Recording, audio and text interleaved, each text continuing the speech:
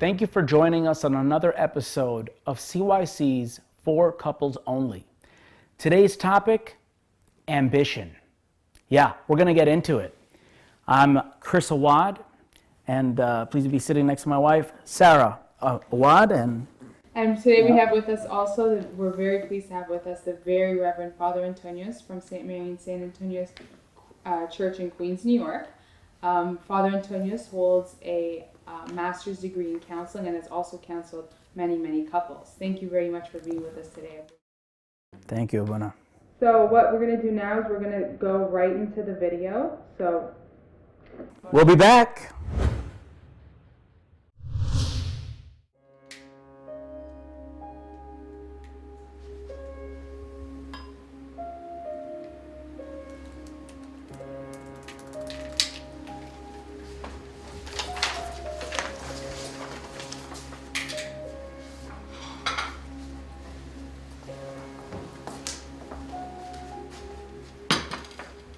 Sam, can't you see that my papers are here? But aren't you going to eat with me? I can't eat right now. I really have to finish this. The paper's due tomorrow. But Mary, look, I even cooked you your favorite meal. I made some vegetables and fish. I know, and I appreciate it, but I'm so sorry. I can't eat with you. Please, I really have to finish this. I thought you would understand. Alright, fine. I'm sorry. I'll tell you what. I'll plan a nice romantic dinner for us. Just the two of us in Manhattan tomorrow. It'll be really nice. I promise. We'll have a great time. Ugh, I just forgot. I can't tomorrow. I promised my boss I would stay late. I have to work. Mary, don't you think your crazy schedule is making us grow apart? I know, I'm sorry. I promise I'll make it up to you. Sam, please don't make this a big deal. It's just because I'm studying for my master's exam and I have the deadline. Please just try to understand. This is already your second master's since we got married. It seems like we're not catching a break here. What do you mean? It's just too much. I mean, your ambitions, I feel like it's a bit excessive. But don't you want your lovely wife to be on top and successful? You're already successful. I mean, you have a great job. You're working extra to try to be a supervisor. You finished one master's and now you're working on your second master's. What's next, a PhD? Actually, they just offered to pay my tuition, the entire thing. For what? A PhD. See, this is what I'm talking about. You don't know when to stop. What, is it a bad thing? What's not, wrong? I'm What's not saying wrong it's with a bad wanting thing, but I mean, last time I talked to you about having a baby, you said after my master's, and that was before your first one. So what, Sam? Do you want me to quit? I don't want you to quit, but I just feel like you're married to your ambition, and I'm just your second option. It's not like that. Well, you know what? You need to figure out your priorities, and then when you're done, just let me know.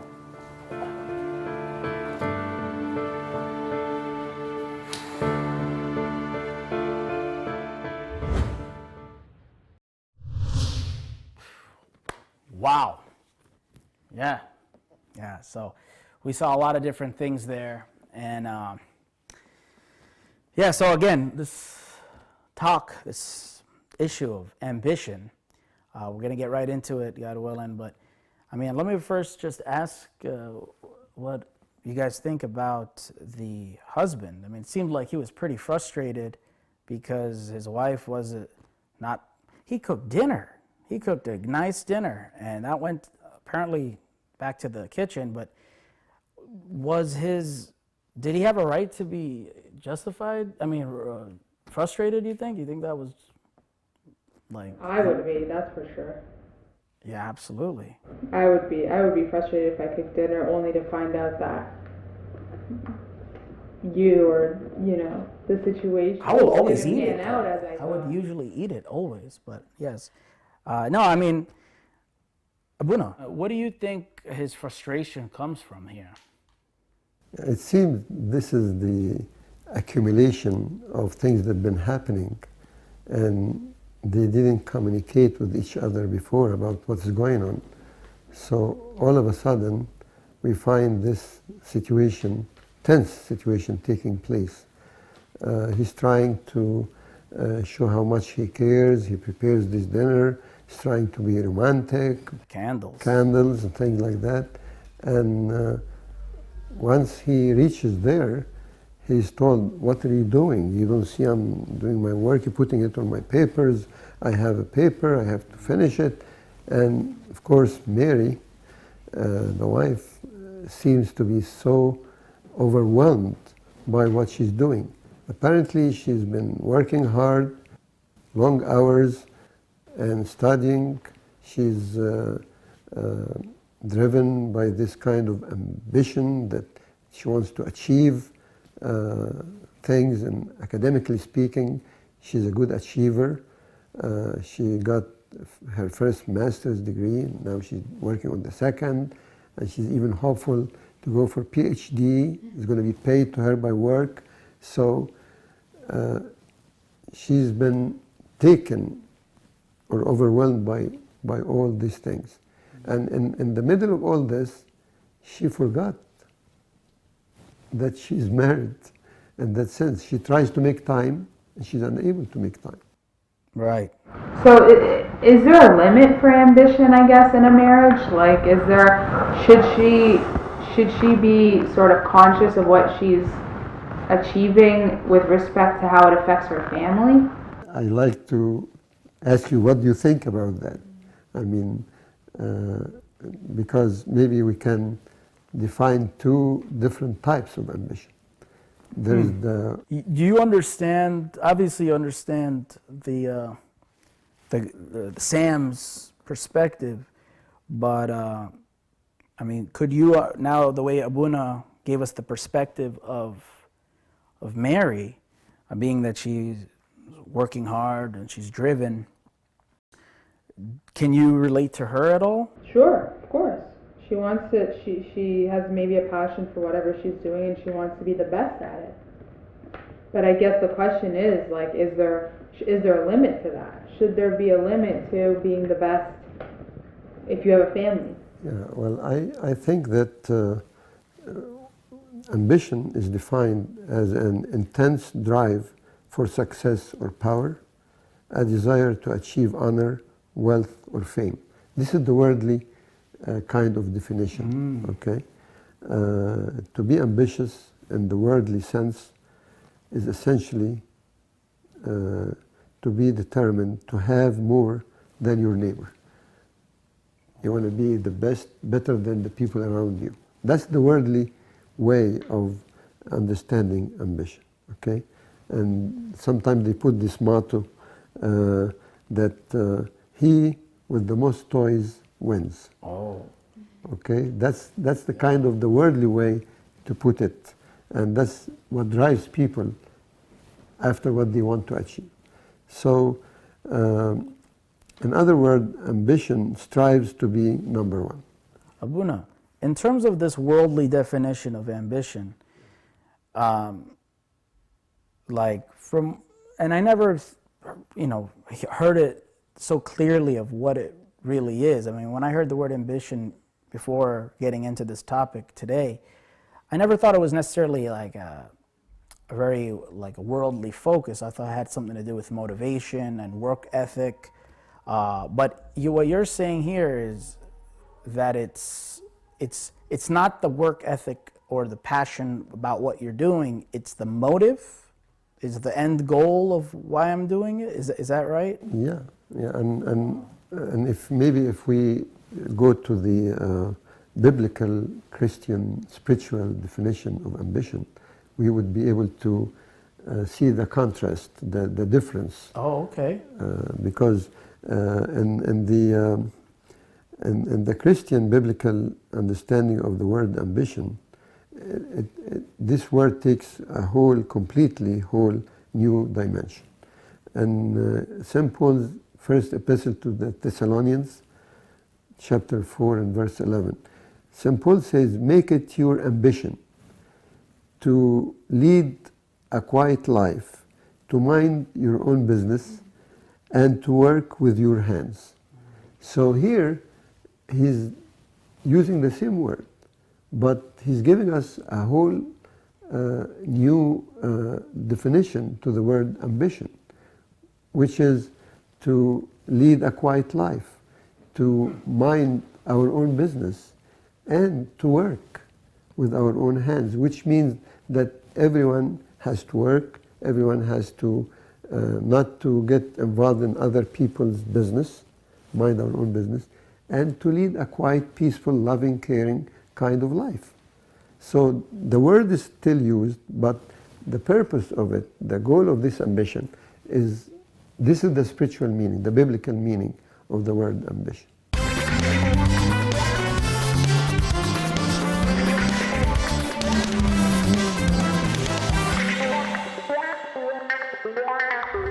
Now, I mean, I understand that there's like two different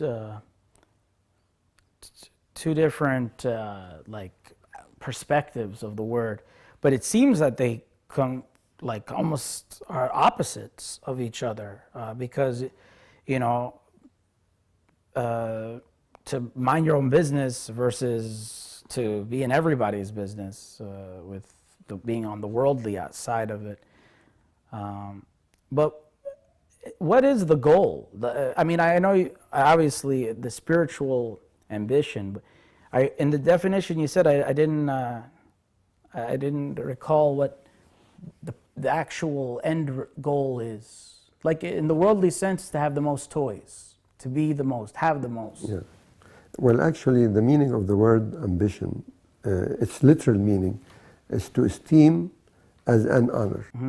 That's the literal meaning of the word, which comes from a Greek word.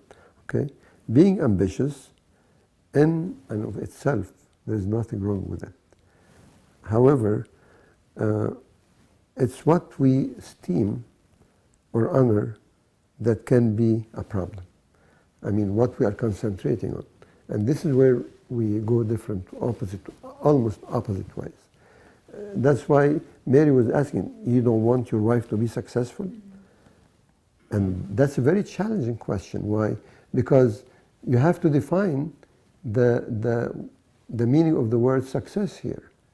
You might be successful in getting many academic achievements. Right.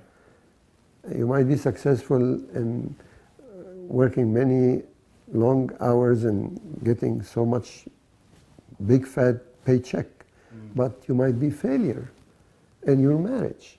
Right. So here, I recall, and I think I said that before, that this is the beauty of what we learn from the fathers. Saint Anthony one day asked, my children, what you think is the most important virtue? So everyone started to talk about humility, fasting, prayer, meekness, obedience, all these things.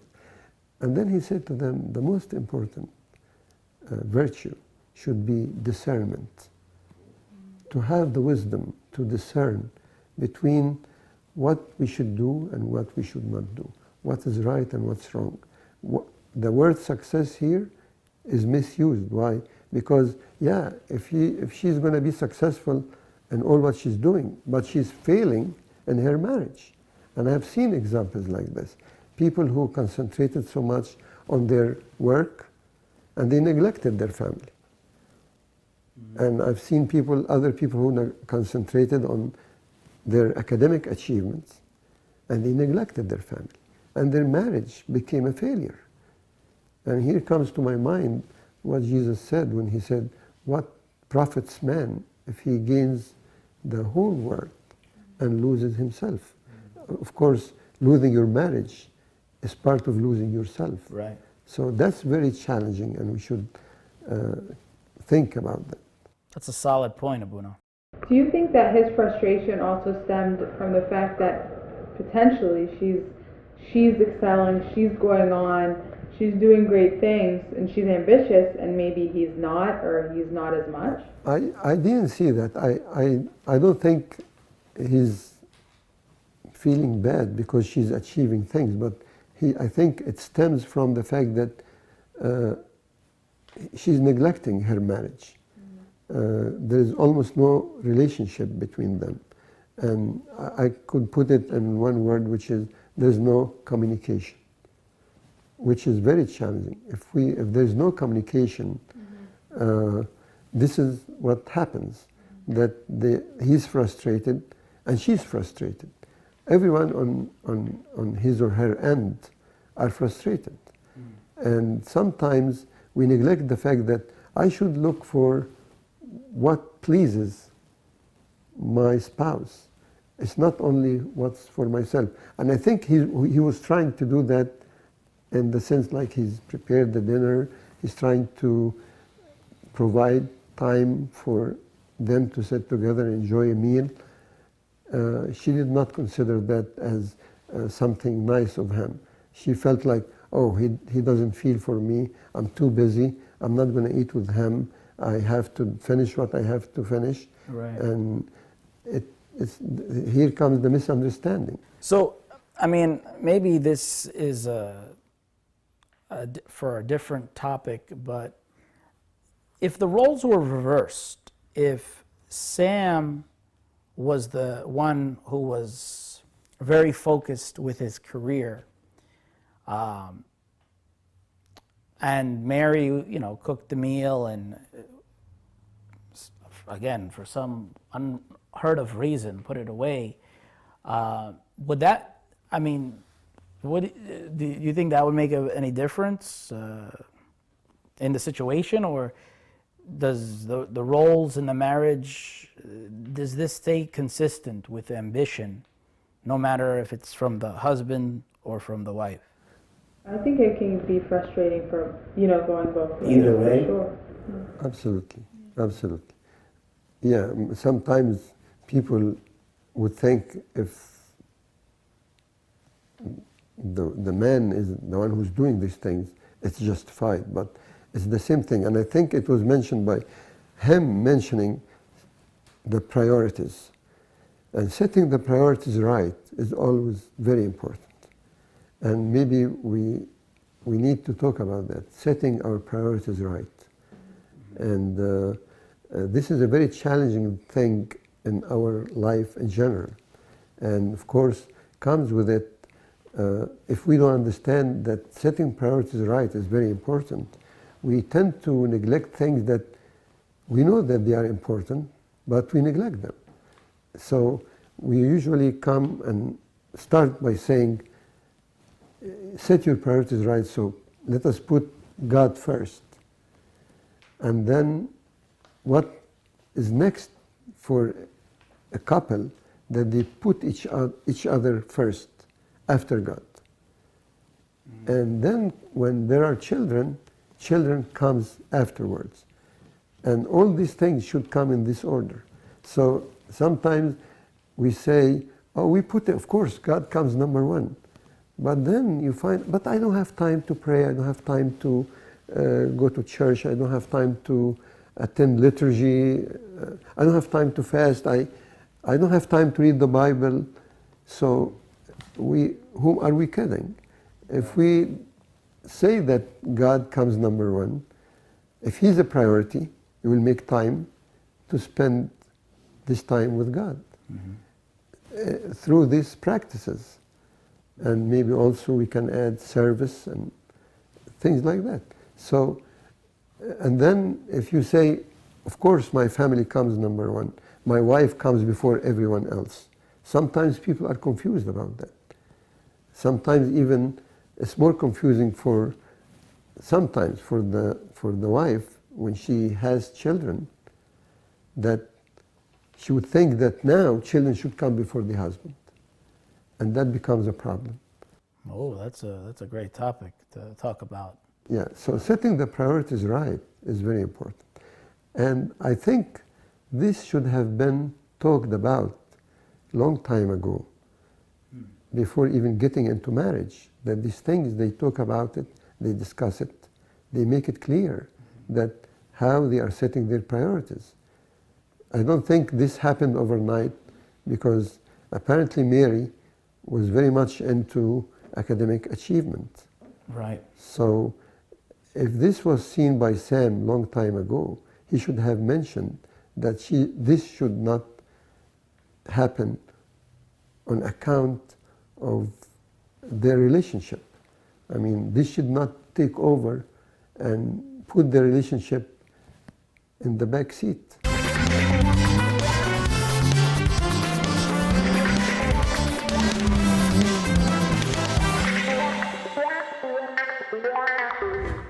What do we do if either the husband or the wife, either party is in either situation? Like, is there anything, for anybody that's watching out there that are going through a similar scenario, is there any advice you have, Abuna, for helping to get through that now that they are where they are? I think we read in 1 Timothy chapter 6. St. Paul talks about certain things that distract people from their Christian living. And then he says to them, flee from these things, you man of God, and pursue righteousness, godliness, faith, love, perseverance, and gentleness. Fight the good fight of faith. Take hold of the eternal life to which you were called, and you made the good confession in the presence of many witnesses. So in other words, he's bringing to his attention here that the basic things, we have to go back to our basics, which is we reconcile with God. We pay attention that we drifted away, we went astray, and things overwhelmed us and we forgot about our original calling. And as we said, that the original thing is to please God.